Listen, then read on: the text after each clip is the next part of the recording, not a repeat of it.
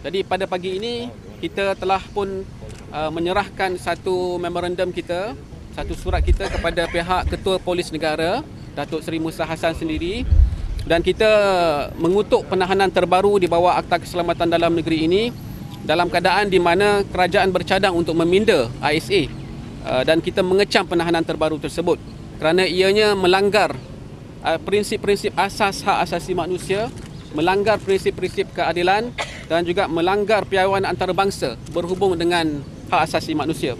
Jadi dengan ini kami menuntut kepada pihak polis agar pihak polis dan kerajaan membenarkan ahli keluarga menemui tahanan. Walaupun kita tahu ada yang telah pun dapat bertemu dengan suami ataupun ayah mereka di dalam, namun demikian ada lagi di kalangan tahanan yang tidak dapat bertemu dengan ahli keluarga. Jadi kita rasa kecewa jugalah kerana sekarang sudah pun selama 33 hari mereka ini ditahan, tapi mereka langsung tidak dapat bertemu dengan ahli keluarga mereka. Yang keduanya ialah kami juga menuntut supaya tahanan diberikan hak guaman, ya, rights to counsel. Peguam mestilah dibenarkan bertemu dengan tahanan, dan pihak polis setakat ini belum memberikan tarikh. Mereka pada kami masih melengahkan tarikh pemberian hak ini, iaitu hak peguam, sedangkan sangat penting untuk peguam bertemu dengan tahanan bagi menentukan ataupun membincangkan tentang kes habeas corpus.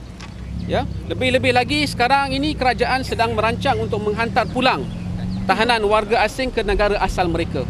Jadi lebih-lebih lagilah pertemuan di antara tahanan dengan peguam harus dilakukan dengan segera.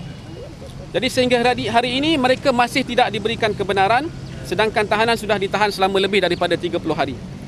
Yang seterusnya ialah kita juga menuntut pengesahan pihak polis tentang nama-nama tahanan.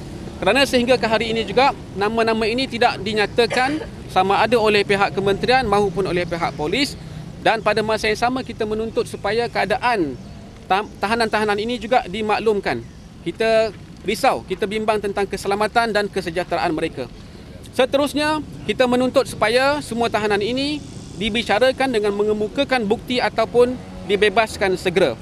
Kami juga ingin menyatakan di sini bahawa ada laporan berita yang mengaitkan tahanan, ya, dengan rangkaian keganasan tanpa apa-apa bukti.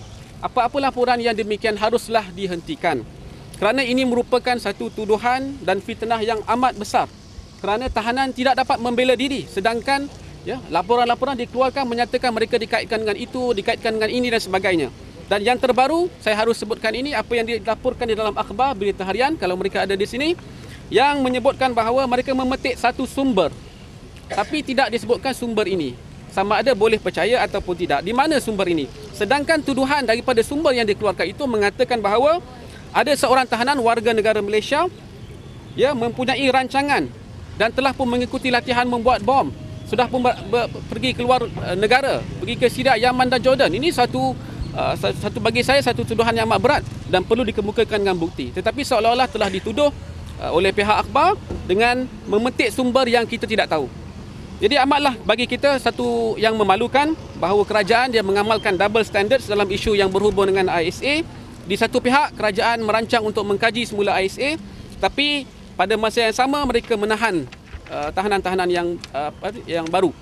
Jadi bagi kita amalan kerahsiaan dan yang tidak bermaruah yang berhubung dengan ISA jelas bercanggah dengan prinsip keadilan, prinsip kebenaran dan ketelusan, dan ianya sekali lagi menggambarkan cita rasa ataupun citra sebenar ISA itu, iaitu yang sangat arbitrary, yang sangat tidak menentu, yang tiada kena-mengena dengan keselamatan negara until sehinggalah ianya dibuktikan. Dan ia jelas mengesahkan bahawa ISA ini sebenarnya adalah sebagai satu alat politik, dan kami menuntut supaya kerajaan membebaskan semua tahanan dengan segera ataupun bicarakan mereka. Jadi kami telah filekan satu permohonan habeas corpus di Mahkamah Tinggi Kuala Lumpur, dan permohonan itu telah ditetapkan untuk bicara pada 10 bulan Mac 2010. 10 Mac 2010. Kami sedang cuba untuk mempercepatkan proses ni sebab kami rasa terlalu lambat 10 Mac, tapi buat masa ni 10 Mac. Ya, kami juga telah memasukkan sijil perakuan segera untuk mempercepatkan proses ni lah. Jadi apa yang kami nak sekarang ialah kami masih belum berjumpa dengan semua yang telah ditahan. Jadi kami nak tahu sama ada mereka okey, sama ada mereka sihat, cukup makan apa semua, dan kami juga nak dapatkan further instructions daripada mereka. Jadi kami telah ada perjumpaan dengan pihak polis sebelum ini, dan pihak polis ada berkata bahawa akan memberikan kami akses, tapi sampai sekarang kami masih tak dapat akses, dan kami khawatir apabila kami mendapat tahu bahawa mungkin mereka akan diekstradisi ke negara masing-masing. Kami khawatir bahawa perkara ini akan berlaku sebelum kami dapat berjumpa dengan mereka, sebelum apa-apa proses undang-undang dapat kami lakukan untuk menghentikan atau membuat apa-apa. Jadi kami khawatir, jadi kami nak jumpa secepat mungkin. Saya rasa itu saja yang bagi the legal side of it. Jadi kami harap pihak polis dapat memberi akses lah kepada tahanan-tahanan secepat mungkin.